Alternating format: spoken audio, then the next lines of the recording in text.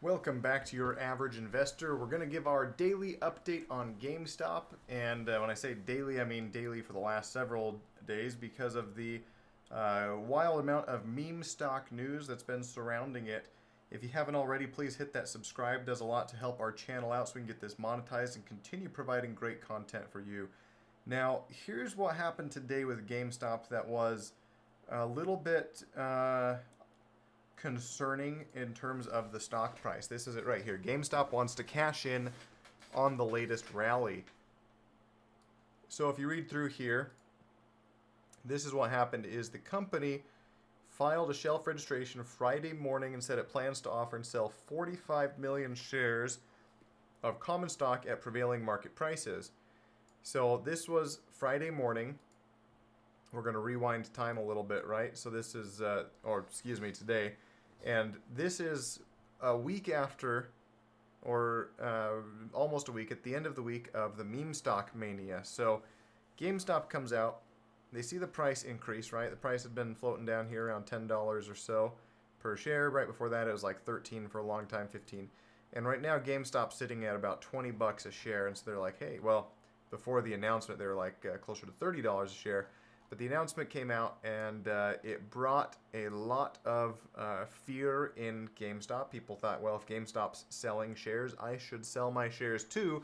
And what's going on here, of course, is GameStop is trying to raise money to continue business operations or potentially expand them. And if you look, they had an okay quarter last year, 22 cents per share. Here, they just broke even, minus 3 cents per share right before that, minus 14 right before that. And I wonder how much cash on hand they have, or cash per share. Let's take a look at GameStop's cash per share real quick. We're going to bring down our FinViz. And let's see what GameStop's doing here. So GameStop currently has about $3.93 cash per share, right? So they've got a healthy amount of cash to continue operations, even if they operate at a loss a couple quarters. But overall, they're operating at a profit. And so that's what's interesting, right? They're operating at a profit, and they want to offer 45 million shares out to the market. So you can see here, shares outstanding, 305 million, shares float, 266. So they're offering another 45 million shares.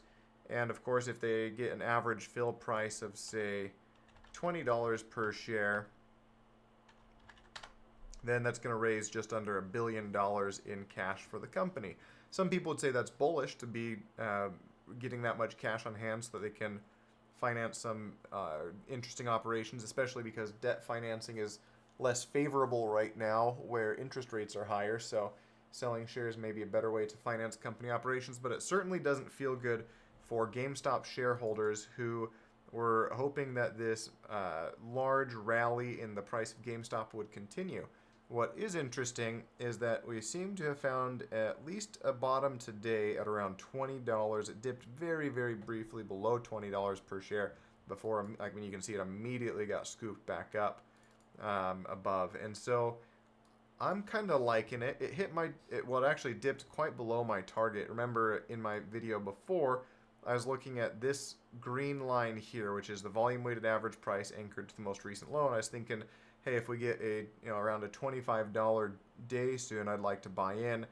Of course, new news often invalidates any type of technical setup that you have. The new news today was that GameStop was offering shares or selling 45 million shares on the market, and you can see the effect of that, right? So this morning, in pre-market trading, GameStop opened and even had a big rally up to 32, kind of pittered around here around $30.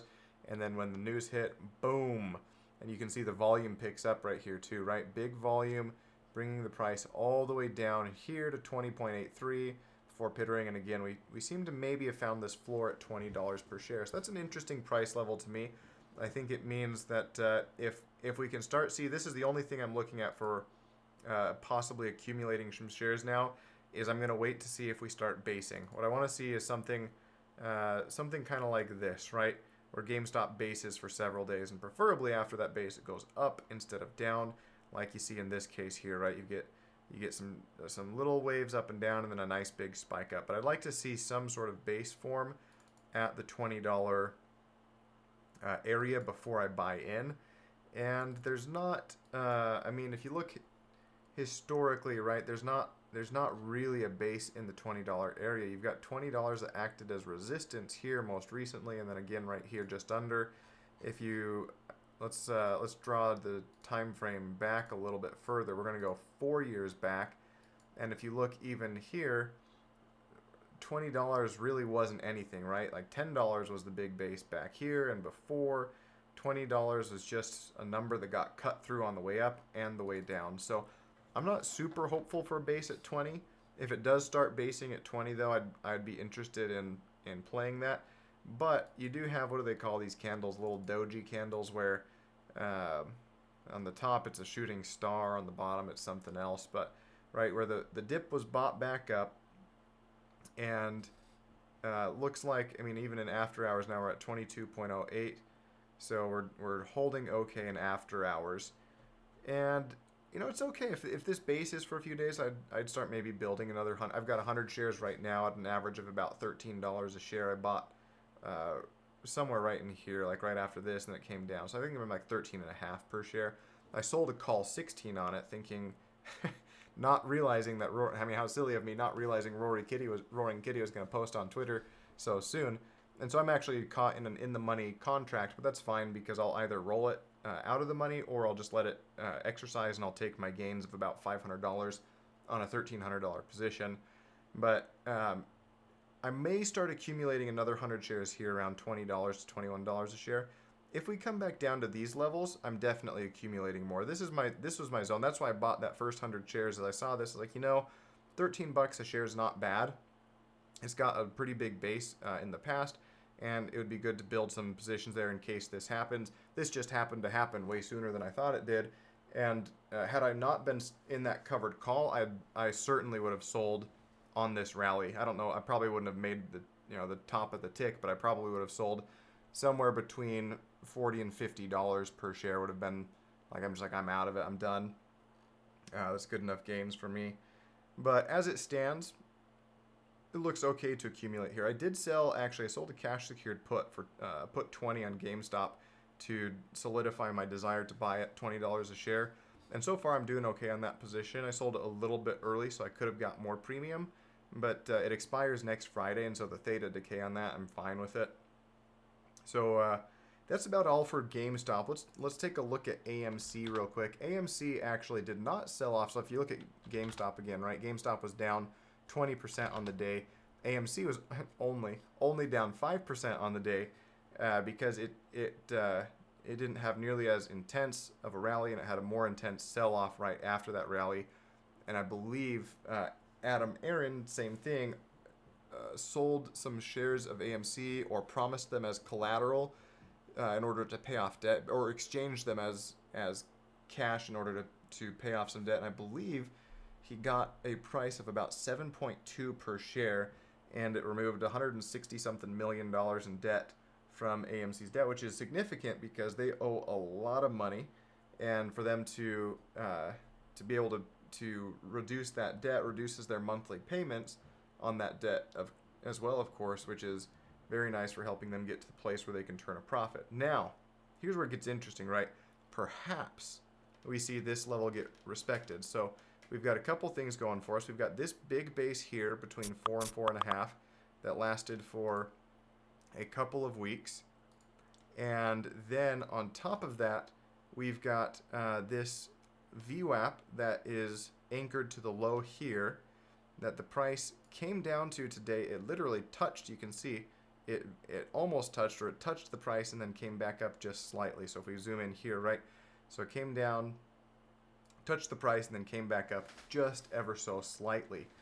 And other than that, I mean, AMC was just kind of wild today. It came all the way up to $5 a share before retreating back down, and then it kind of just hunkered down around 4.4, 4.5. If you like AMC, what's interesting, and same with GameStop, is the premium on the options is still just super juiced, and not these 30-day ones. Look at the 7 days, right? So I could buy right now, and then I could sell a call 5 that's a month out for $80, or I could do the same call 5 that's 7 days out for $45. And that to me is an absolutely absurd amount of premium for a 7-day chain. And it's, of course, because people are expecting something crazy to happen over the next 7 days, and market makers are wanting you to purchase those calls, right? If you look at the volume today, 10K, 27K, 718, 771, right? Lots of volume there. But in my mind, I'm like, all right, if I bought 100 shares today at 4.5, that's 450 bucks. I could sell this call right here. I get 10% of that back by selling this call. Literally 10%. And of course, the market's closed today, so you're not going to get that anymore. Monday when it opens, a lot of, even if the price is flat, a lot of the premium will be gone out of this contract because of theta decay. But I really like that as a position. If I get exercised, well, I just made 50 bucks in price appreciation and 50 bucks here, or 95 bucks, 95 bucks on a $450 position. I'm for that all day long. And if you wanted to go out even further, of course, you could get more premium, right? You could get almost $80 here, or almost $100 if you sold the call 4.5. Or if you're like, hey, I want to get some more upside potential, like, look at this call 7. Even 7 days out, this call 7 getting 25 bucks for that. That's like 5% of your position right there. And then if you happen to get swung up and exercised, you go from 4.5 to 7. You're almost doubling your money there. So that's what I like about it, is I love the premium plays. And even on the put side, right? Like if I'm thinking, you know what, I'd rather just sell some cash secured puts. Well, you've got a couple interesting things here. So let's zoom back out for just a second, not quite that far. And you've got here at this $4 range where the price held pretty consistently until breaking below and hitting this really low. But then this like $3 range is where it quickly recovered to. And you've got a lot of big people right now that are talking about buying AMC and GameStop. People like Andrew Tate and the Pollute dude that always does money giveaways on Twitter, and a couple others that I'm forgetting right now. So if they're shoveling some money into it, you know, it's play money to them. It doesn't mean a whole lot, but it's money that buys up shares and helps support the prices at these levels. So I'm looking at this going, okay, there's this really strong, like, I would be really surprised if AMC trades below, barring something crazy happening in the next 30 days, if they trade below $3 per share. And so I'm going to look at this 30 days out.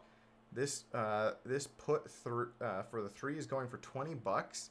So you know, I'm collateralizing $300, but I'm making $20 on that, right? So if I just do really simple math there, I'm making 6.5% on that play just by collateralizing the $300, saying I'll buy 100 shares at $3 a share. And if you want to be really ultra safe, you could even go here at the put 2.5, right? That's like the lowest that it's ever traded, 2.38 right there. So I go put 2.5 for maybe you get lucky and get it filled at $10. So we're gonna go 10 divided by 250, and you're making 0.5%. Is that right? No. 10 divided by 250 is 4%.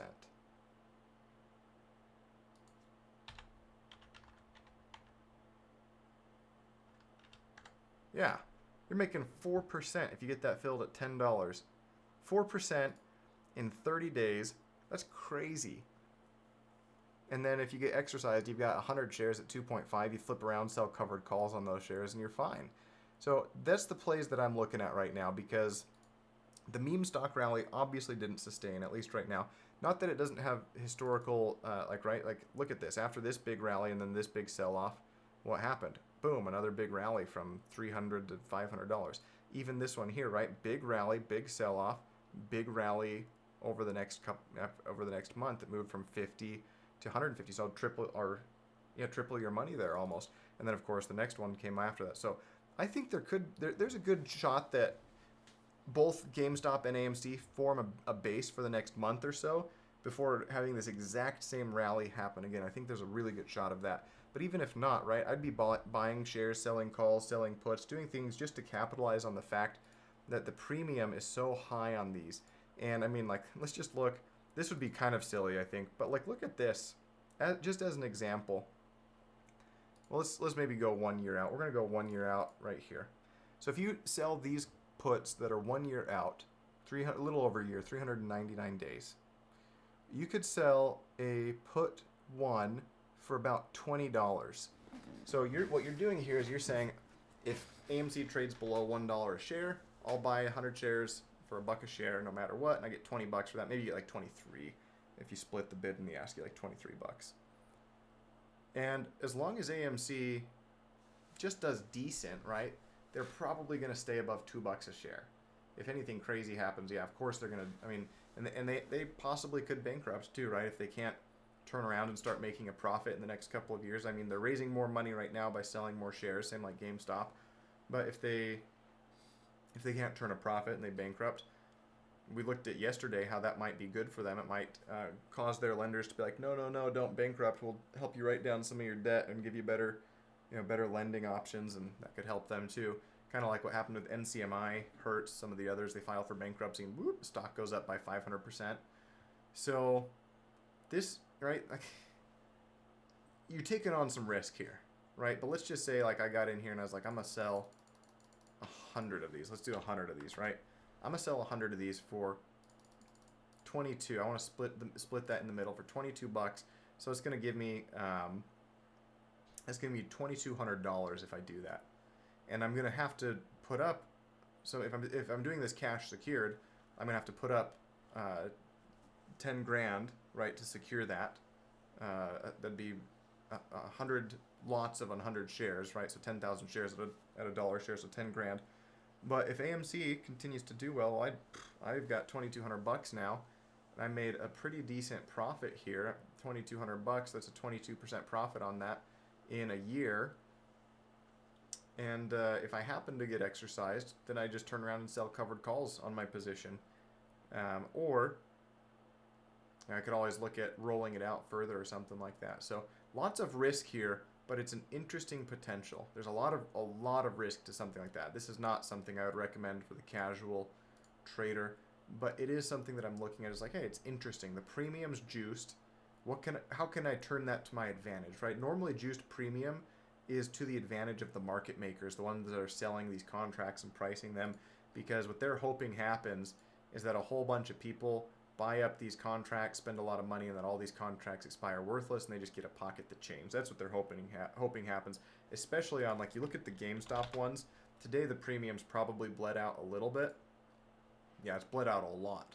But this premium used to be at like $1,000 per it didn't matter how far you went up the chain, it was $1,000 per contract. And a lot of people were buying and selling at those prices and just losing their shorts over it. I mean, even just with the implied volatility crush, yesterday implied volatility was something like 700%. Now we're down at 300%. Still high, but down quite a bit. And because of that, like, let's just say you had sold some of these puts or some of these calls, you sold covered calls, whatever. The implied volatility crush alone, IV crush, is going to make these lose a lot of value, so you could buy them back at significantly cheaper prices. I remember I did the same thing when the whole, quote, banking crisis was happening with Silicon Valley Bank right here. Zions Bank. This is the one that I did it on specifically, but massive dip down to here, and then it kind of recovered, and then there's another secondary massive dip down here. I bought, I think, 400 shares of Zions Bank here, and then I also sold a significant number of cash secured puts, and then about a month later I bought all those puts back, and I made something like I made a healthy amount of money on that. And I've sold off 100 of my shares of Zion, but the rest I still hold, and I'm just collecting a nice dividend on them, and we'll see what happens. Maybe I sell them soon, but I could see something like that being right. It's like the implied volatility during this was so high that it just made sense to sell calls and sell puts instead of buy them. And I think the same is true of GameStop and AMC right now. That's what I am doing personally, and what I'm going to continue to look to do is sell premium and make cash off the premium. Put yourself on the winning side of the premium trade, right? And sure, you're not going to get the sexy 10,000% gainer by buying 0 day to expiration calls, but what you are going to get is consistent gains if you're doing this smartly. So again, for a quick recap at the end, I'm not looking to buy any GameStop in this area. Comes back down to 20. Maybe I start a position down in the mid-teens. I'm definitely adding to my position. AMC, a little bit of a different story. It's already at a pretty good support zone. So this area between 4 and 4.5, I think, is okay to be buying at. And just immediately, I would be buying in lots of 100 and immediately turning around and selling covered calls or selling some cash secured puts, one or the other. That's where I think the money is right now. And what that does too is it gives me time. It lets me buy time so I can see if we're forming a base here, if we're going lower, higher, whatever. And I can continue to adjust my position accordingly. Thanks for tuning in, guys. We'll catch you next time.